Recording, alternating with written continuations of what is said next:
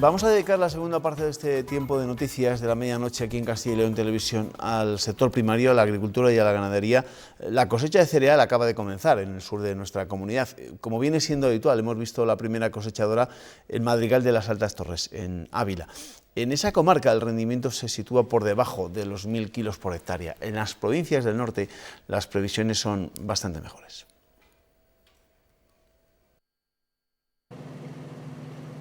Dos años después, la historia prácticamente se repite, al menos en la mitad sur de Castilla y León. La ausencia prolongada de lluvias en el secano ha mermado notablemente la producción de cereales. En estas parcelas grandes hay corros que no merecería la pena ni cosecharlos y compensan las vetas que salen a lo mejor a los 1200 con las vetas que ya salen a 300 y la media a lo mejor pues eso, sale un poquito de 800, 1000 kilos. Los remolques tardan mucho en llenarse. El sector hace cuentas de las 3 últimas campañas, con 2 de ellas negativas. Los costes de producción que tenemos hoy en día en cereales de secano, como es este el caso, pues está en torno a los 2.000, 2.200 kilos, que equivalen pues en torno a unos 480 euros por hectárea. Claro, si hablamos de que estamos en unos rendimientos entre los 800 y 1.100 kilos, pues ya tenemos la problemática de que vamos a pérdidas. La mayoría lo comparan ya con el año 2017.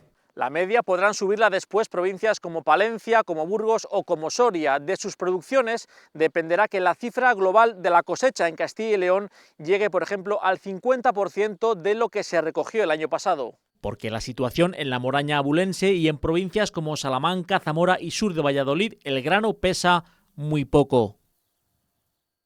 Con tanta política apenas le habíamos prestado atención últimamente a otras cuestiones y una de las que más nos importa es la situación de la agricultura y la ganadería. Aurelio Pérez es el coordinador de COAG en Castilla y León. Aurelio, ¿qué tal? Bienvenido, buenas noches. Hola, buenas noches. ¿Tan mal vienen las cosas o depende de zonas? No, las cosas vienen mal. Vienen mal para Castilla y León en lo que son las medias. Lo que sí es cierto es que las cosas no son iguales en todas las comarcas, ni es igual a la sequía del año 2007, ¿no? Porque tengamos en cuenta que en el año 2007 afectó directamente también al regadío, porque no se pudo regar. Este año el regadío se puede regar y, digamos, la sequía está afectando más al cereal de secano. ¿Y estamos a tiempo de que esa cosecha mejore en algunas comarcas si llueve en estos próximos días? Bueno, si lloviera podríamos tener zonas en el norte y en zona de Burgos donde pudieran, digamos, ayudar un poquito, ¿no? Siempre que la espiga o el grano tenga lo que nosotros llamamos la hoja bandera en verde, siempre es posible. Si no en más cantidad o en más altura, siempre en la granación, en el peso específico del trigo o de la cebada, de los cereales, también es importante, ¿no? Porque a peor grano, menor peso, si la merma es muy grande y el peso específico es bajo, pues se traduce también en una pérdida de kilos en toneladas, que es lo que nos interesa al final, claro. A estas alturas de la temporada, cualquier otro año, ya le habíamos preguntado a la consejera de Agricultura por sus previsiones para la cosecha que se avecina y siempre ese dato que nos aportaba la consejera causaba el malestar de los propios agricultores, ¿no? Que no compartían ni mucho menos la cifra. ¿Ustedes han hecho también sus cálculos en estos momentos o no? Sí, nosotros hemos hecho cálculos, ¿no? Y tenemos ahora mismo en Castilla y León en torno, digamos, en la media de los últimos 5 años, con una media de casi 6 millones de toneladas de producción, pues nos vamos a quedar un 30 por debajo a nivel regional. También hay que mirar luego en las provincias. Vamos desde el 60 o el 65% de pérdida en Ávila hasta el 15% de Burgos o un poquito menos, ¿no? Que donde más se pueda salvar.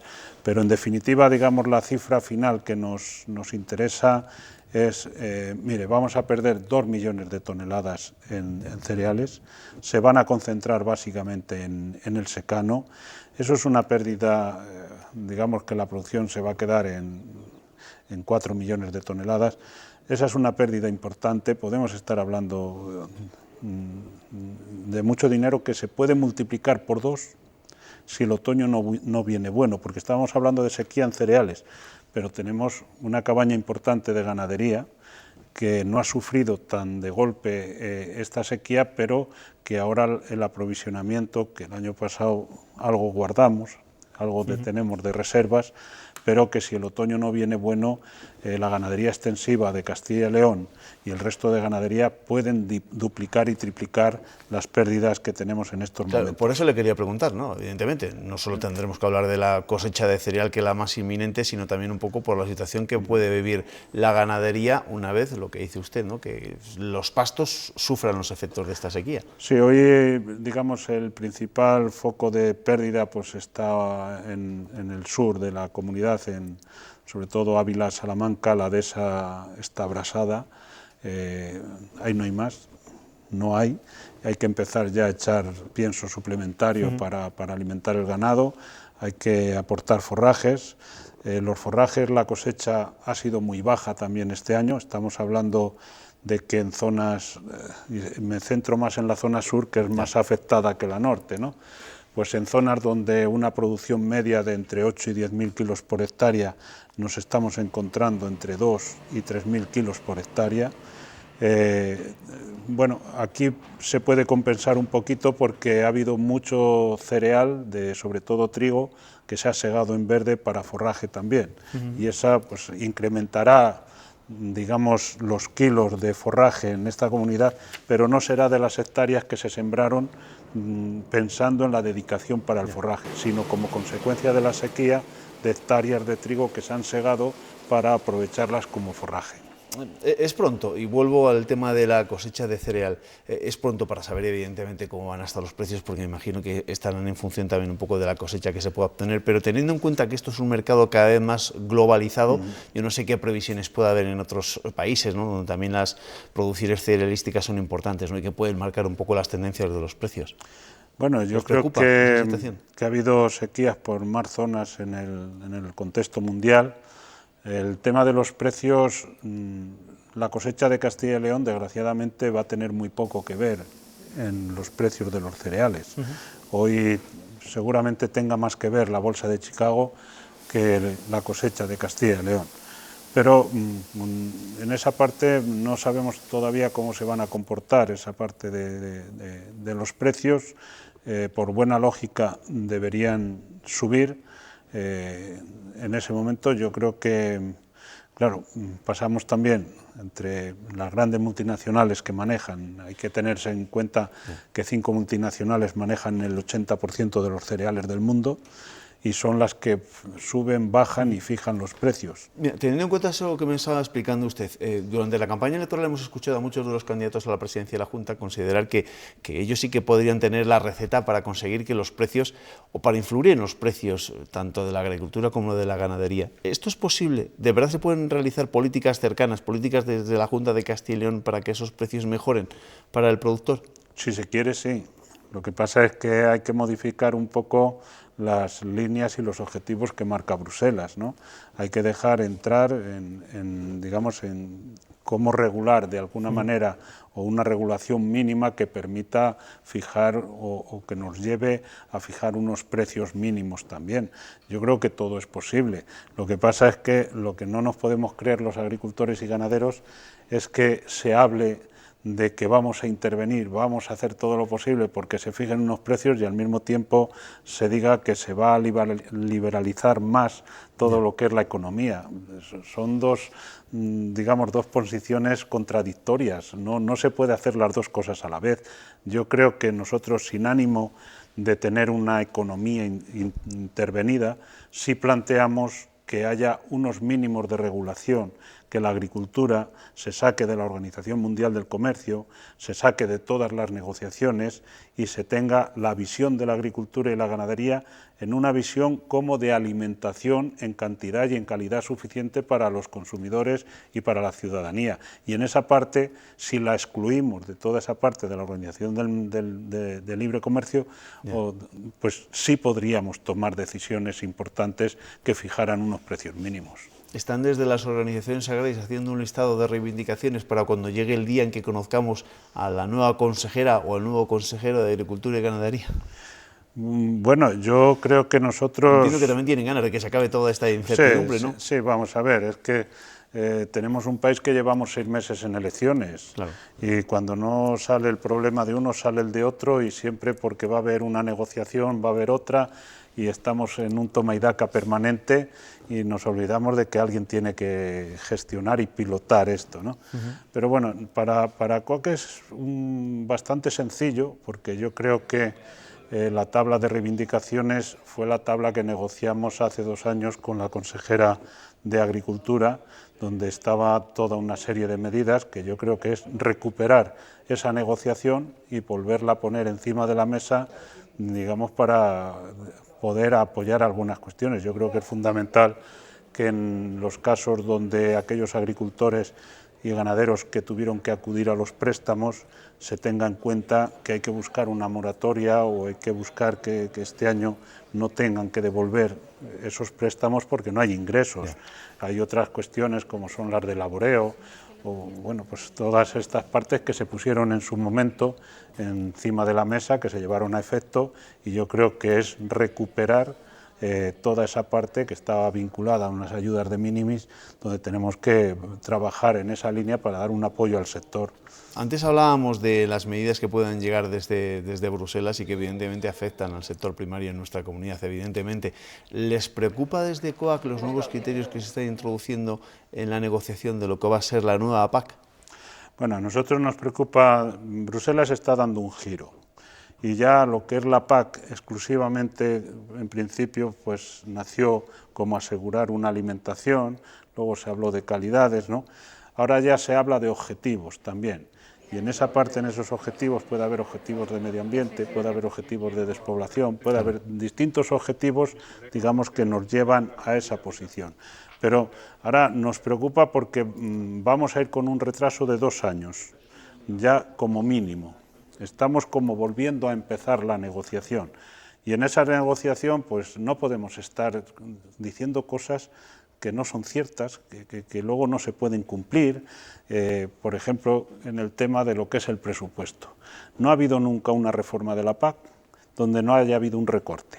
Ahora nos dicen, no va a haber recorte, va a ser todo igual. Oiga, si me está cambiando las políticas, va a haber recortes en un lado y en otro. Si el Reino Unido, que es un contribuyente neto, se va a ir, va a haber un recorte. Si se va ordenadamente, podrá controlarse, pero si se va por las bravas, pues evidentemente nos vamos a encontrar... O sea, que no se creen esos mensajes de que el Brexit no afecte al presupuesto de la PAC, ¿no? Eso no es posible. Si tenemos un contribuyente neto que ingresa más de lo que percibe, ¿de dónde va a salir ese dinero si no hay una aportación general de los Estados miembros? Ahora, si los Estados miembros se ponen de acuerdo los 28, cosa difícil que veo yo, de que digan vamos a aumentar el presupuesto de la PAC en un 15%, pues entonces nos creeremos que no va a haber recortes. Pero si alguien que contribuye se marcha y nadie pone más, bueno, pues yo cosas raras he visto en el mundo del sector agrario,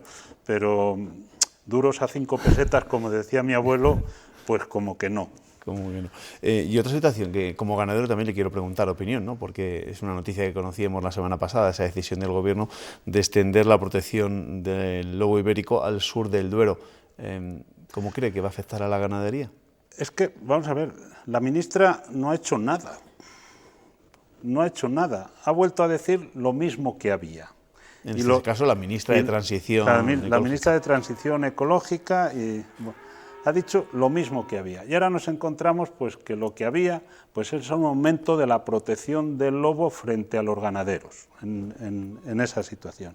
No, nosotros en el Plan Nacional del Lobo, en el Plan de Gestión y Control del Lobo que se aprobó, que se puso el borrador encima de la mesa en el año 2007, ya apostábamos por una serie de medidas. Primero, por unas ayudas que tenían que ir vinculadas a los daños y no que nos obligaran a hacer un seguro. Eso lo ganamos en los juzgados, nos costó 7 años, vale, pues costó 7 años y tuvimos que llegar hasta el Supremo. Pero luego hablábamos de zonas de exclusión, porque no es lo mismo que haya lobos en la Sierra de la Culebra que haya lobos en la zona de ganadería extensiva de Ávila, de Salamanca o de otras zonas. Y el lobo puede ser una especie protegida, sí, pero debe ser controlada. Y tendrá que haber los lobos que Castilla y León pueda asumir. Y hoy las 200 y pico manadas que campan por Castilla y León son imposibles de asumir en esa situación. Y el lobo debe ser gestionado, yo digo, bueno, la caza es una forma de gestión, pero no es la que más nos preocupa a nosotros, no, debe ser gestionado por la propia administración, y es la propia administración que tiene que poner los medios para que los lobos estén en una cantidad que pueda ser asumible o en unos cupos que puedan ser asumibles en Castilla y León. Lo demás es una barbaridad y volvemos a esa otra contraposición, ¿no? Hay que combatir la despoblación, ¿con quién? Con ganaderos que se encuentran los rebaños destrozados en una mañana por un ataque de lobos. ¿Cómo se hace eso? Sí, pues es una respuesta que nos tendrían que dar algunos. Aurelio Pérez, coordinador de COAG en nuestra comunidad, gracias por acompañarnos esta noche en el tiempo de entrevista. Gracias y un placer. Gracias, igualmente. 6 de cada 10 jóvenes piden consejo a sus madres a la hora de elegir cómo continuar sus estudios, y ellas, sobre todo, se asesoran a través de Internet. El informe Educa 2020 ha consultado a 2.000 familias en Castilla y León y refleja el fracaso de los servicios de orientación educativa a pesar de los cambios introducidos hace 2 años por la Consejería.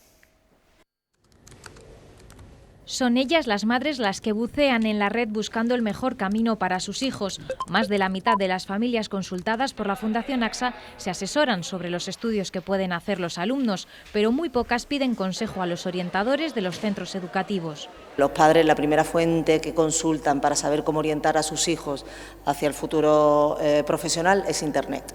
Muy pocos padres hablan con los orientadores sobre la posibilidad de que sus hijos estudien FP, no llegan al 18%. Tomamos nota, a mí esto me preocupa y me llama la atención. Y para la mayoría de las familias, la formación profesional sigue siendo el patito feo de los estudios. Es muy curioso que en toda España sale que los padres conocen perfectamente qué es la formación profesional, incluso los beneficios que tiene la formación profesional para sus hijos y la inserción laboral. Sin embargo, no es lo que aconsejan estudiar.